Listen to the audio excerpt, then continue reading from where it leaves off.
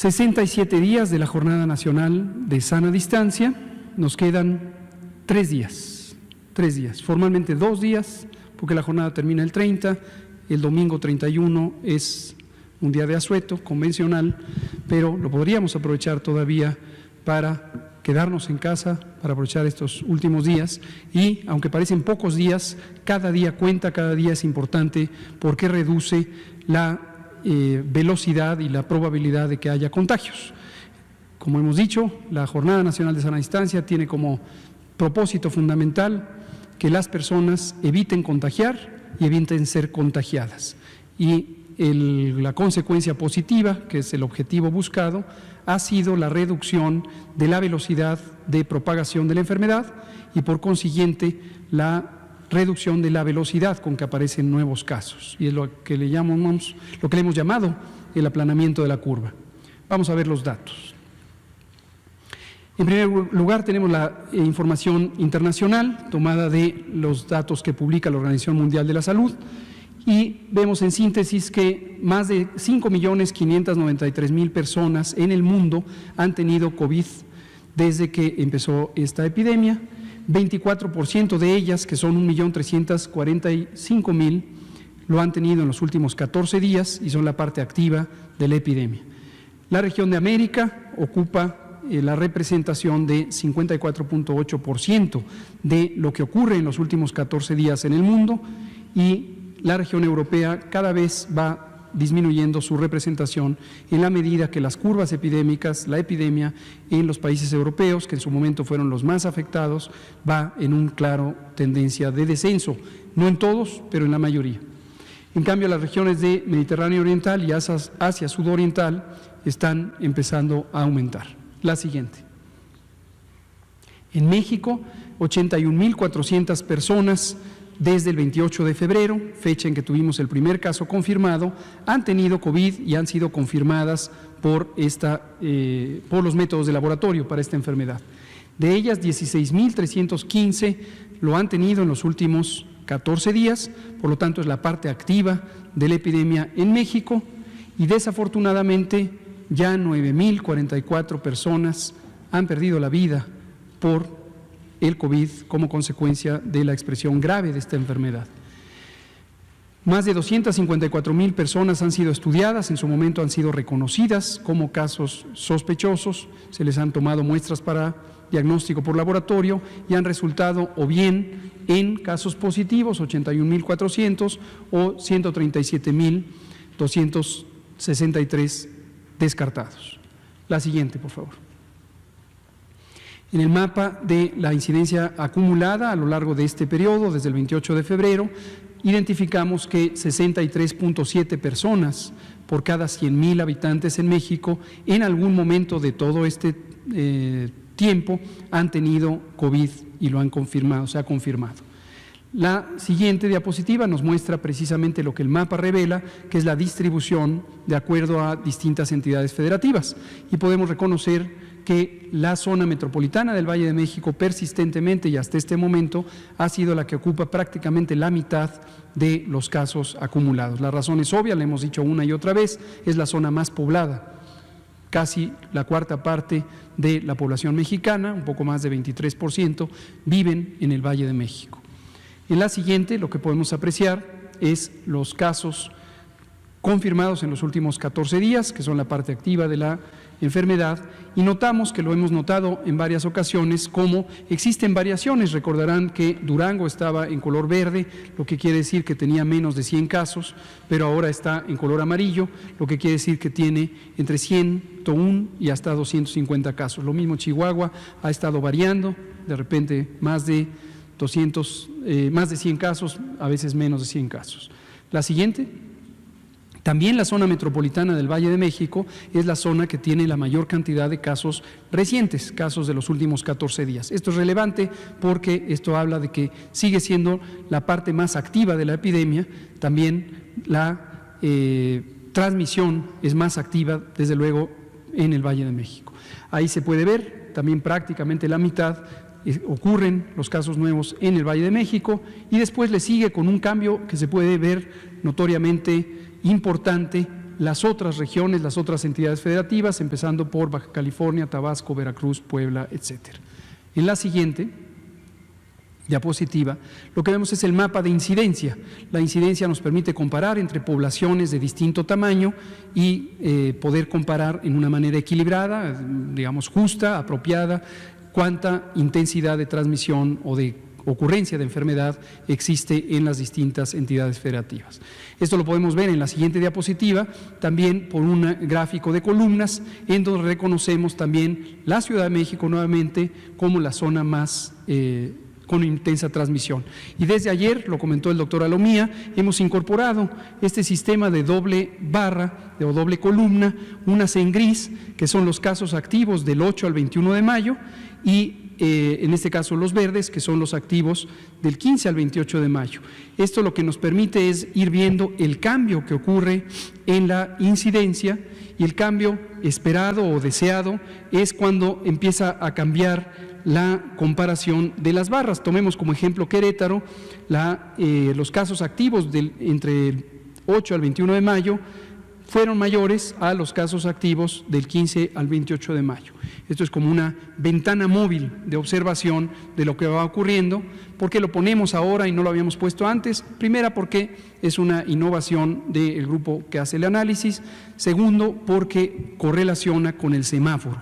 El semáforo de riesgo COVID, que presentaremos mañana formalmente, está relacionado precisamente con este cambio en la ocurrencia de la intensidad de transmisión. Cuando empieza a descender la curva epidémica, se ven esos cambios.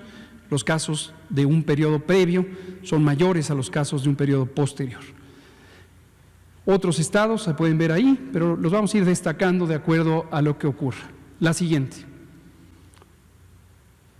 En cuanto a las defunciones, ayer explicamos con cierto detalle cómo estas defunciones lamentablemente han ocurrido y seguirán ocurriendo mientras siga activa la enfermedad y mientras siga activa los contagios y haya personas que tienen condiciones de riesgo, y una y otra vez hemos insistido en lo desafortunado que México tenga sendas epidemias de enfermedades crónicas, diabetes, obesidad, hipertensión, tabaquismo, que tienen que ver con muchos años de mala alimentación y también de políticas insuficientes, por ejemplo, para el control del tabaco.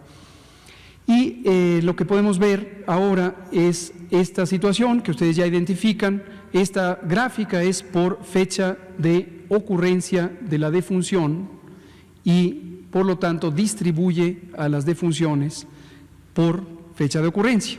De modo que cuando ven ustedes el cambio de un día para otro, estamos hablando del cambio en lo que se reporta, en lo que se informa cada día, y nosotros lo informamos directamente en tiempo real, pero corresponde con lamentables defunciones que ocurren a lo largo de varios días, y estas se representan en la altura de las gráficas. Volvemos a hacer énfasis en que observemos esa altura de las gráficas donde se encuentra el punto máximo de mortalidad. De todos modos, es muy claro que esto sigue en ascenso, aunque hay una parte un poco más plana de la curva, pero seguirá en ascenso en la medida en que la epidemia siga activa. Eso es muy lamentable, pero es una realidad.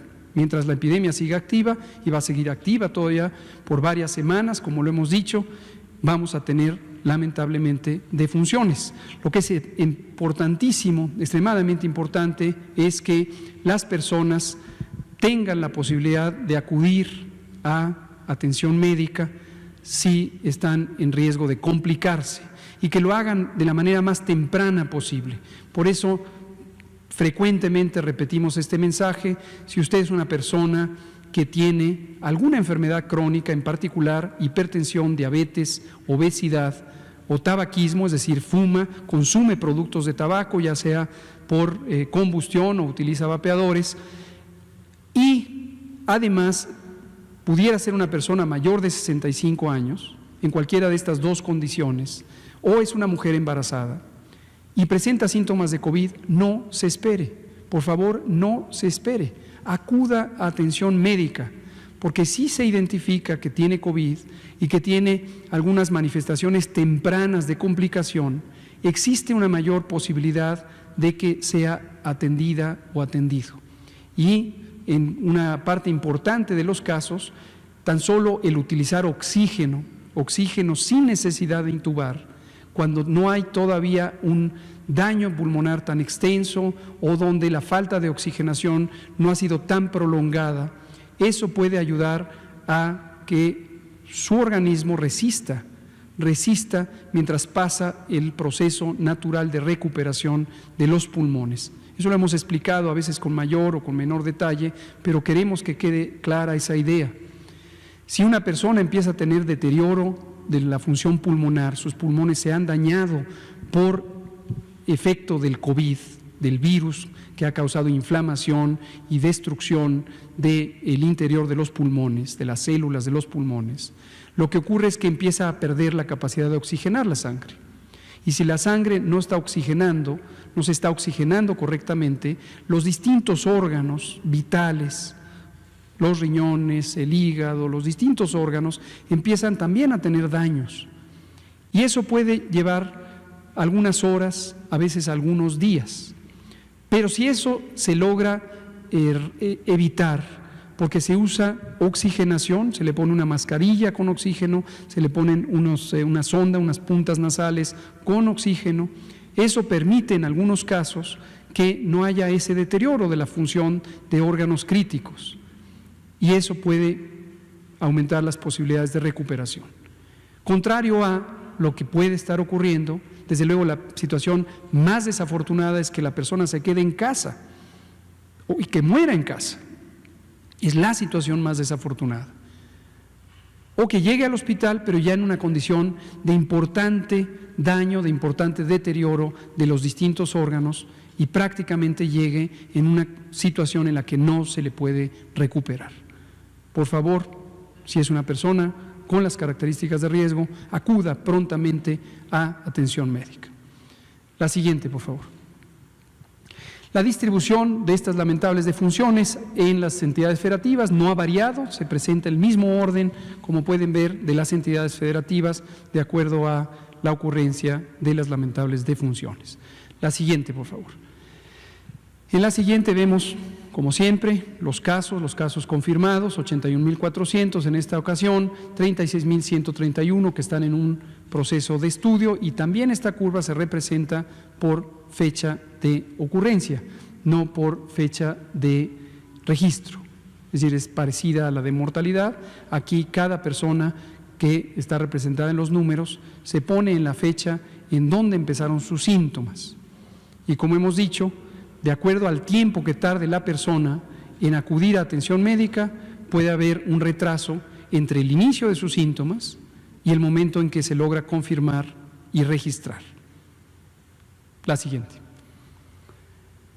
Nuestra curva acumulada de casos es esta curva ascendente en la medida en que no se ha llegado al punto de inflexión de la epidemia en su conjunto. Recuerden esto, puede ser que en algunas entidades federativas, es el caso de Quintana Roo, es el caso de Tijuana, es el caso de Culiacán, ya se llegó al pico máximo, ya se llegó al punto máximo y ya están en un declive sostenido. Incluso Villahermosa, Tabasco, está ya en declive, en disminución. La Ciudad de México está justo en la cresta, ya empezamos a ver señales tempranas de reducción en el número de casos con algunas variaciones. Ayer tuvimos más casos en la Ciudad de México de los que habíamos tenido anteayer, a pesar de que llevábamos ya 6 días corridos de una reducción. Y cuando consideramos el conjunto de las epidemias localizadas que se suman en esta curva, en la medida en que tenemos todavía varias ciudades que apenas están empezando su periodo de transmisión o se encuentran en activa dispersión de los contagios, la suma sigue aumentando. Para el nivel nacional, la suma sigue aumentando. Y hoy tenemos 81.400 casos, porque se sumó 3.377, que representan el 4.3% de lo que teníamos ayer. La siguiente.